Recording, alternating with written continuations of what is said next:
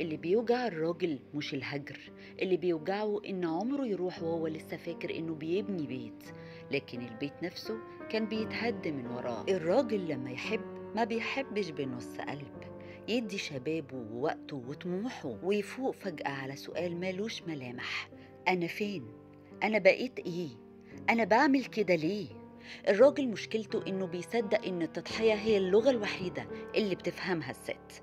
يشتغل أكتر، يشيل أكتر، يتحمل أكتر، ولما يبان عليه التعب يتقله: ده واجبك. الغلب الحقيقي مش في نهاية العلاقة، الغلب في اللحظة اللي الراجل يكتشف فيها إنه كان آخر واحد فاكر إن العلاقة لسه عايشة وإنها خلصت من بدري، بس هو ما خدش باله. الست أحيانا لما يتغير قلبها بتتغير روايتها.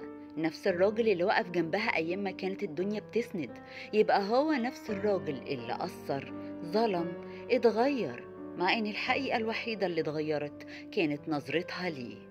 المجتمع يديها مساحة تحكي، يصدق دموعها، يحتوي حكايتها، ويحطها فورا في خانة الضحية. أما الراجل يتقاله: أنت راجل، استحمل، فيسكت، والسكوت يتحول لعقدة، والعقدة تبقى كتمة، والكتمة تبقى حكاية عمر ضاع ومحدش خد باله.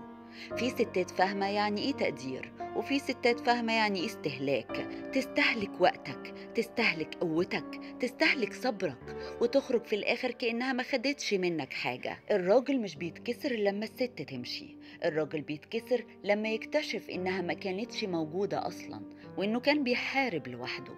أسوأ انتقال في حياة الراجل لما يتحول من سند إلى متهم، من زوج إلى مشتبه فيه، من راجل شايل بيته لراجل بيدور على نفسه جوه ورق القضايا. بس رغم كل ده الراجل الحقيقي لا ينتقم، ولا يرد الظلم بظلم، ولا بيشمت، ولا بيرفع صوته على حد. الراجل الحقيقي يخرج من التجربة متشوه بس واعي، مكسور بس شايف، عريان من جوه بس لابس حكمة جديدة.